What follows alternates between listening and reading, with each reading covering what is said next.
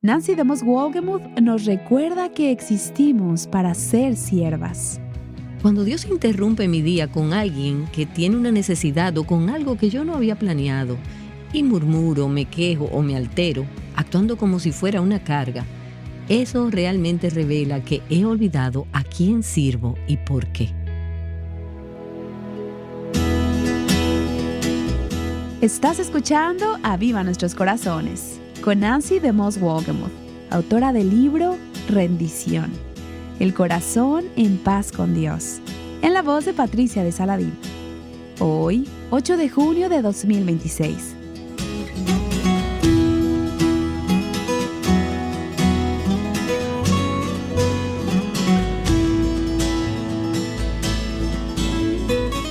Nancy escribió una trilogía de libros sobre el corazón y uno de ellos trata sobre el tema de la rendición. Esta semana estaremos escuchando una serie basada en ese libro.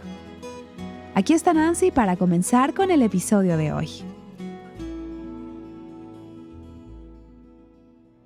Joseph Tson es un pastor rumano que fue exiliado de su país en 1981 debido a la influencia que había tenido allí.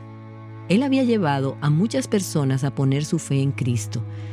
Y antes de su exilio, él experimentó una persecución prolongada a manos de uno de los regímenes comunistas más represivos de la historia. Cuando fue exiliado, él emigró a los Estados Unidos, donde ministró durante casi un año antes de poder finalmente regresar a su tierra natal tras la caída del comunismo. Y aún hoy sigue viviendo allí. Conocí por primera vez a Joseph y a su preciosa esposa Elizabeth a principios de los años 80. Una de las primeras impresiones que tuve de este hombre ocurrió justo antes de que a él se le pidiera hablar y cuando le preguntaron cómo le gustaría ser presentado. Estamos hablando de un hombre que obtuvo un doctorado en la Universidad de Oxford, brillante, elocuente, filósofo, teólogo. Tiene credenciales académicas y profesionales impresionantes.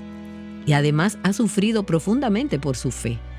En muchos sentidos, es un héroe. Pero cuando le preguntaron cómo quería que lo presentaran, dijo: todo lo que quiero que digan es que soy un esclavo de Jesucristo. Y es interesante que no dijera que él quería ser presentado como siervo de Jesucristo, sino quiero ser conocido como un esclavo de Jesucristo. Y hay una diferencia. Si buscas ambas palabras en el diccionario, verás que un siervo es alguien contratado para realizar servicios para otra persona. Es una ayuda contratada. Pero si buscas la palabra esclavo, verás que un esclavo es un ser humano que es propiedad de otro, de alguien, que está absolutamente sujeto a la voluntad de otra persona. Joseph Tson dijo: quiero ser conocido como un esclavo de Jesucristo. Y creo que es un concepto del que no hablamos mucho. No lo hablamos porque la esclavitud, especialmente en Occidente, es un concepto que nosotros resistimos. Porque lo hemos visto abusado y mal utilizado. Pensamos que apenas podemos tolerar la idea de tener siervos. Y la palabra esclavitud casi se nos atora en la garganta, como debería ser si estamos hablando de un ser humano que posee a otro y le obliga a servir contra su voluntad. Es un concepto incorrecto, no es una relación correcta entre dos individuos creados a imagen de Dios. Pero es totalmente apropiado que tú y yo nos veamos como esclavas de Jesucristo y que escojamos ser sus esclavas. Déjame pedirte que vayas al libro de Éxodo, al capítulo 21. En este pasaje encontrarás una larga lista de reglamentos donde Dios estableció normas sobre cómo deberían ser tratados los siervos. Y en medio de toda esa lista aparece una escena bastante dramática que creo que ilustra vívidamente lo que significa ser un esclavo de Jesucristo. Comencemos desde el versículo 1 de Éxodo 21 y leeré los versículos 1 y 2 y luego los versículos 5 y 6. Dice así la palabra de Dios: estas son las ordenanzas que pondrás delante de ellos. Si compras un siervo hebreo, te servirá por 6 años, pero al 7º saldrá libre, sin pagar nada. Pero si el siervo insiste y dice: Amo a mi señor, a mi mujer y a mis hijos, no saldré libre. Entonces su amo lo traerá a Dios, lo traerá a la puerta o al poste de la puerta, y su amo le horadará la oreja con una lesna, y él le servirá para siempre. Ahora veamos el contexto. En la cultura judía, en algunas ocasiones, los judíos que estaban en extrema pobreza se veían obligados a venderse como siervos a otros judíos. Y Dios hizo provisión para esa situación. Él estableció que debían tratar bien a sus siervos. No podían abusar de ellos ni maltratarlos. Tenían que tratarlos con bondad y justicia. Y al cabo de 6 años debían ser liberados. No podían retenerlos como siervos por más tiempo. Pero en este pasaje encontramos la descripción de una oportunidad dada al siervo que ya había cumplido sus 6 años. Él había cumplido con su obligación y ahora le correspondía ser liberado de su servicio. Era libre de marcharse. Sin embargo, en este caso en particular, el siervo había desarrollado una relación fuerte y amorosa con su amo y con la esposa e hijos que quizás había adquirido durante esos años de servicio, al punto de decir, no quiero ser liberado del servicio a mi amo. Ahora, presumiblemente, él admiraba a su amo y estaba agradecido por la manera en que había sido tratado, por cómo se le había provisto, y deseaba seguir sirviendo en la casa de su amo. Él lo expresó claramente cuando dijo, amo a mi señor. Se había formado una relación. Ya no eran simplemente empleador y empleado. Era una relación de amor. Y sobre esa base es que él dice, quiero ser un esclavo de por vida. Ahora, recuerda que él no tenía ninguna obligación de quedarse. Él podía marcharse libremente, pero quería quedarse, amaba a su amo y tomó la decisión voluntaria de convertirse en siervo por compromiso o esclavo según la traducción que estés utilizando. Un esclavo era un hombre que pasaba a ser esclavo de por vida. Y al hacer este compromiso, él no estaba simplemente inscribiéndose para otros 6 años o para un nuevo periodo de servicio. Él estaba haciendo un compromiso permanente para toda la vida.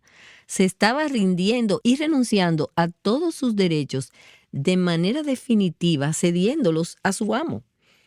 Este era el acto de un hombre que decía voluntariamente a alguien a quien conocía, amaba y en quien confiaba, soy tuyo, te pertenezco, quiero pasar el resto de mi vida cumpliendo tus deseos. Ahora, esta transacción que marcaba para siempre a este hombre como un siervo se llevaba a cabo en una ceremonia pública. Y en esa ceremonia, la rendición para ser esclavo, para ser siervo de por vida, se reconocía de una manera visible y también dolorosa. Involucraba sufrimiento. Se tomaba un instrumento afilado, una lesna, como se traduce aquí, y se usaba para perforar la oreja del siervo. Ese agujero significaba para siempre una marca de pertenencia. Ya no me pertenezco a mí mismo. La decisión era irreversible y una vez que esa oreja era perforada, quedaba marcado para siempre como un siervo. Curiosamente, no encontramos en ninguna parte de la Escritura ni en otros registros históricos una instancia concreta de que un siervo haya tomado realmente esta decisión descrita en Éxodo 21. Entonces uno se pregunta, ¿por qué Dios sugeriría siquiera este escenario? Bueno, como muchas otras imágenes del Antiguo Testamento, creo que esta escena fue diseñada para apuntar a Cristo y mostrar nuestra relación como esclavos de Jesucristo. El Nuevo Testamento nos dice que cuando el Señor Jesús vino a esta tierra, según Filipenses capítulo 2, tomó forma de siervo, de esclavo. La palabra en griego es doulos, que se refiere a nivel más bajo de esclavo. Se trata del siervo, aquel que es totalmente obediente a su amo en una rendición permanente de por vida. Jesús vino a esta tierra en obediencia a su Padre, cumpliendo la voluntad de su Padre, porque amaba a su Padre y porque amaba a su novia y a la familia que vino a salvar. Así que Él se humilló y voluntariamente se convirtió en un esclavo para poder liberar a aquellos de nosotros que estábamos sujetos a la esclavitud, al pecado. Ahora, tenemos una imagen de esto profetizada en el Antiguo Testamento en el Salmo 40, uno de esos salmos mesiánicos que hablan proféticamente de Cristo. Y dice: sacrificio y ofrenda de cereal no has deseado, me has abierto los oídos, me deleito en hacer tu voluntad, Dios mío. ¿Qué está diciendo este pasaje? Hasta donde sabemos, nadie había optado por tener su oreja perforada en la ceremonia descrita en Éxodo 21, hasta que Cristo vino a la tierra. Y ese pasaje se cumplió en Cristo. Me has abierto los oídos, me deleito en hacer tu voluntad, Dios mío. Él vino como un esclavo. Él vino como un siervo de su Padre Celestial. Y en su deseo de hacer la voluntad de Dios y en su disposición de llevar y de sufrir las marcas de esa sumisión, Él se convirtió en el esclavo que de manera simbólica cumplió aquel acto literal descrito en la ley del Antiguo Testamento. Y eso es, en última instancia, lo que nos motiva a nosotras también a estar dispuestas a decir: Señor, soy tu sierva. Perfora mi oído para que todos vean y sepan que tengo una rendición de por vida ante ti como mi Señor. Nancy DeMoss Wolgemuth continuará con nosotras en un momento. Ella ha estado invitándote a asumir un rol importante y a convertirte en una verdadera sierva. Si esta serie sobre la rendición resuena contigo y te gustaría aprender más, puedes visitar avivanuestroscorazones.com y hacer clic en la lupa. Ahí puedes escribir la palabra rendición. Encontrarás mucho contenido alentador sobre este tema, ya sean episodios de podcast, artículos, videos u otros recursos útiles. Ahora volvamos a la segunda parte del mensaje de hoy. Aquí está Nancy. Todas sabemos lo que es un resumen biográfico. Es básicamente una breve reseña histórica. Como conferencista y escritora, con frecuencia he tenido que preparar reseñas biográficas. Cuando escribimos una reseña biográfica sobre nosotras mismas o sobre alguien más, normalmente no escogeríamos las cosas comunes u ordinarias para incluirlas en esa reseña, sino que pondríamos las cosas que pensamos que serán particularmente impresionantes. Me resulta interesante que cuando llegamos al Nuevo Testamento y abrimos las cartas, las epístolas, los autores nos dan una pequeña reseña biográfica, pero normalmente no colocan en esa reseña lo que uno pensaría que es más impresionante. Por ejemplo, el apóstol Pablo, él era apóstol y no había muchos, pero a menudo ni siquiera se refiere a sí mismo como apóstol en su presentación inicial o en su reseña biográfica. Él fue un predicador, maestro y evangelista increíble. Y pienso en todos los títulos que si tú o cualquier otra persona escribiera hoy su biografía, tal vez incluiríamos credenciales impresionantes.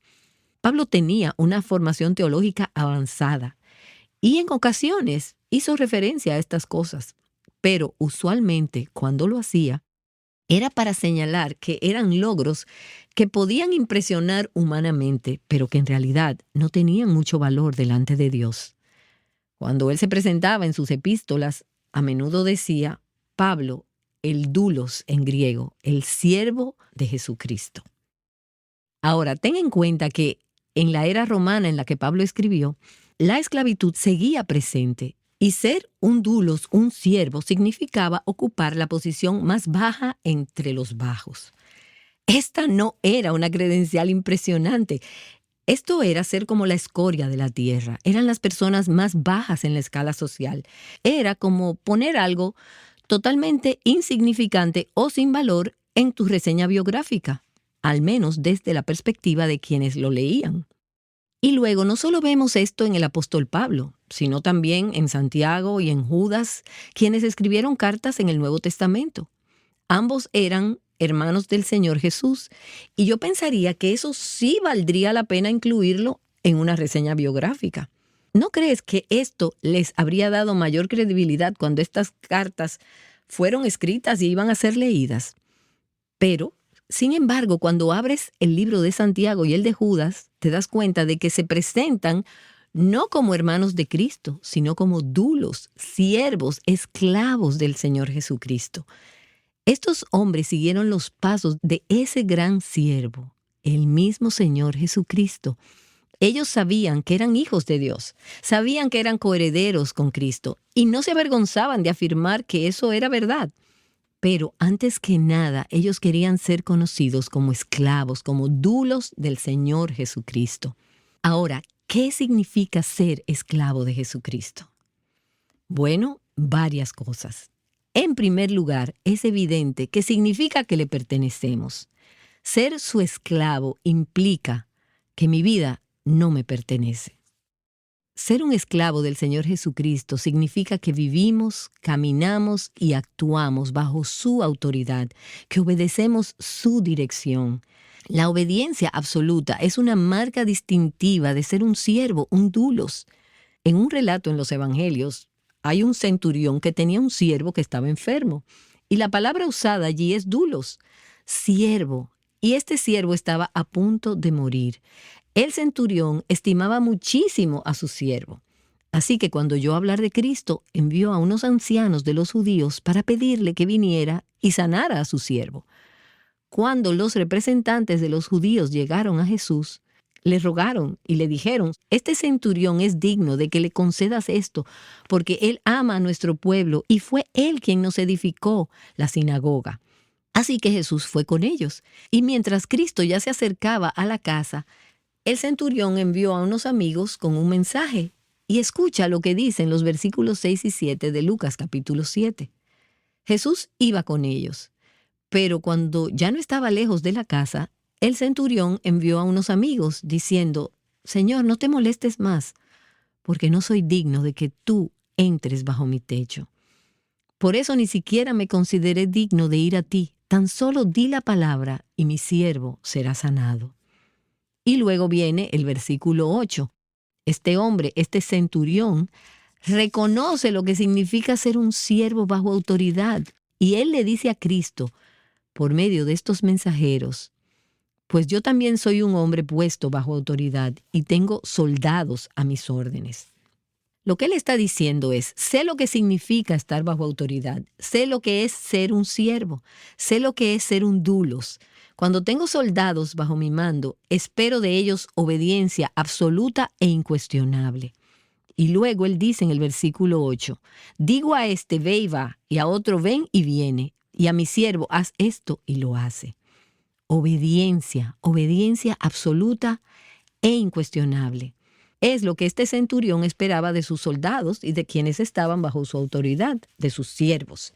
Y en este contexto, él está diciendo: porque yo estoy bajo tu autoridad y porque tu autoridad es tan grande, sé que basta con que digas la palabra y así sucederá.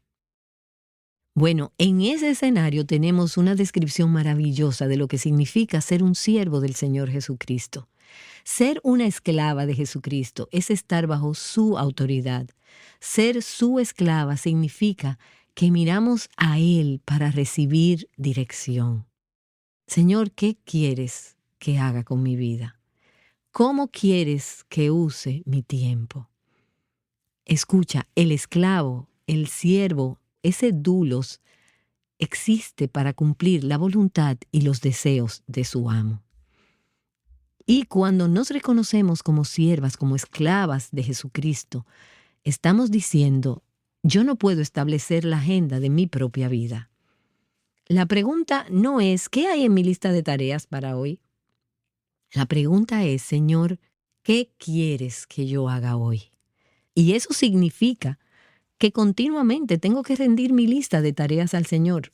Mi lista siempre es más larga de lo que realmente se puede hacer en un día. Y con frecuencia el Señor dispone interrupciones en mi día que yo no he planeado. Es fácil resentirse con esas interrupciones hasta que me detengo y reconozco: espera un momento. Yo no soy quien establece la agenda aquí. Yo quiero saber cuál es su agenda para mi día, para mi vida. Algunas de ustedes, por ejemplo, que son madres, reciben todo tipo de interrupciones. Reciben todo tipo de interrupciones. Es difícil planear el día porque el horario se altera una y otra vez. Pero si recuerdas que eres sierva del Señor Jesucristo, que existes para cumplir su agenda, sus deseos, su propósito, entonces puedes responder a esas interrupciones. Porque la pregunta no es, ¿estoy haciendo lo que yo quiero hacer? La pregunta es, ¿estoy haciendo lo que Él me ha llamado a hacer? Así que cuando Dios interrumpe mi día con alguien que tiene una necesidad o con algo que yo no había planeado, y me quejo, murmuro o me altero, actuando como si fuera una carga, eso realmente revela que he olvidado a quién sirvo y por qué. Cuando se me llama a servir, en realidad solo estoy recibiendo la oportunidad de cumplir el propósito mismo para el cual fui creada.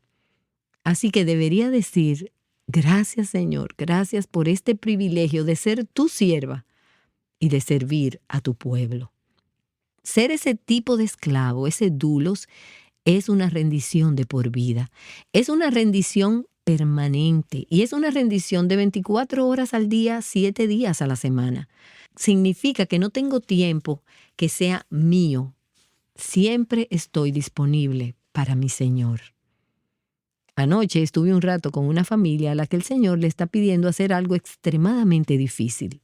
Hacer una rendición en su servicio al Señor, que no es lo que ellos hubieran elegido.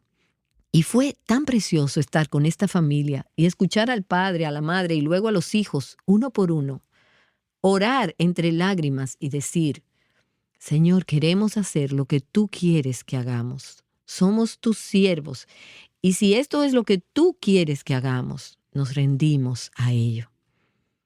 Y después fue tan dulce que al terminar ese tiempo de oración nos levantamos, nos reunimos y el papá dijo, cantemos.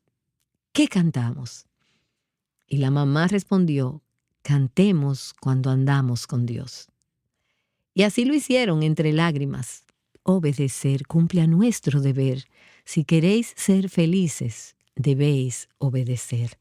Sin importar si Dios te llama a servirle en maneras que parecen insignificantes, esas tareas del hogar que haces día tras día y que parecen tan poco importantes, o si te pide hacer algo que, según tu criterio, es significativo, ya sea que sus asignaciones incluyan tareas que nadie ve o tareas altamente visibles, ya sea que te pida hacer cosas que parecen estar por debajo de tus habilidades o cosas que están a años luz de lo que tú eres capaz de hacer o crees poder hacer, sean tareas comunes o tareas emocionantes y llenas de adrenalina, lo que sea que Él te pida, a donde sea que Él te envíe, necesitas recordar que eres su sierva. Existimos para hacer su voluntad. Señor, haznos siervas, siervas por medio de un pacto, mujeres con oídos abiertos, que reconocemos que somos esclavas gozosas del Señor Jesucristo. Es imposible vivir verdaderamente para el Señor si no estás rendida a Él. Nancy DeMoss Wolgemuth te ha estado mostrando cómo entregarlo todo para seguir la voluntad de Dios. Estamos agradecidas de que Él esté usando Aviva Nuestros Corazones como un recordatorio diario para que las mujeres rindan sus vidas a Él. Nancy recibió un correo electrónico que habla sobre uno de estos momentos de rendición. Este fue un correo realmente precioso de una joven a quien llamaré Ana. Ella nos escribió para contarnos cómo recientemente se reunió con su pastor para expresarle sus reservas sobre algunas iniciativas de la iglesia. Y ella había estado desanimando a su pastor de seguir ciertos planes que la iglesia estaba haciendo para alcanzar a otros. Luego, Ana descargó una serie de Aviva Nuestros Corazones y comenzó a escucharla. Y nos escribió diciendo, fue como si Dios me sentara y me dijera, necesitas esto. Ella fue confrontada al darse cuenta de que estaba tratando de controlar cosas en su iglesia debido a heridas de su pasado. Y continuó diciendo, desde las 10:30 de la noche hasta las 4 de la madrugada del siguiente día, Dios me tuvo en el sótano, rostro y rodillas en el piso, llorando por mi perversidad.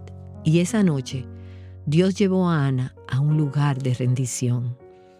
Ella nos escribió parte de lo que oró esa noche. Y ella dijo: perdóname, Señor, por mi deseo de sabotear tu obra. Tú eres todopoderoso y nada puede detenerte de que cumplas tu voluntad. Perdóname por mi arrogancia al pensar que yo sé más que tú. Perdóname por mi falta de confianza en ti y en la obra de tu Espíritu Santo. Y gracias por revelarme mi pecado y quebrantar mi voluntad.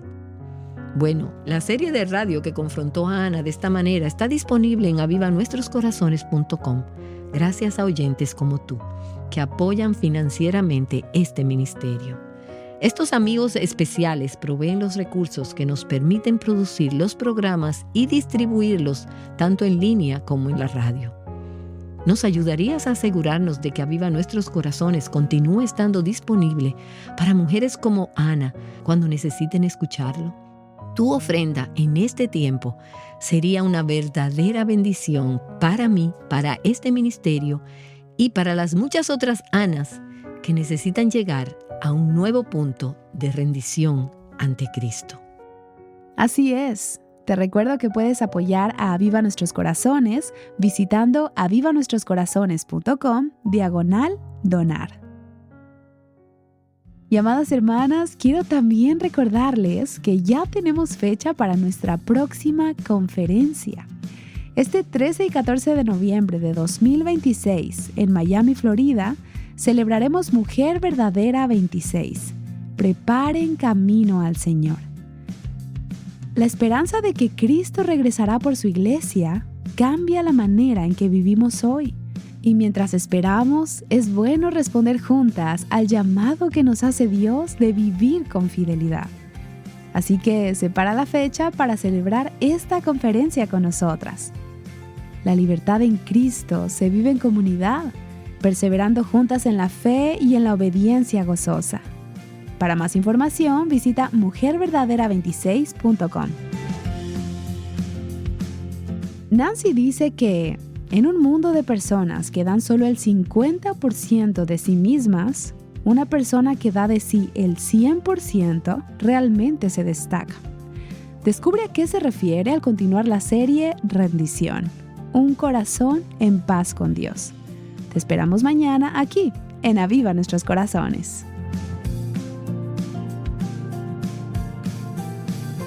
Llamándote a libertad, plenitud y abundancia en Cristo. Aviva Nuestros Corazones es un ministerio de alcance de Revival Hearts.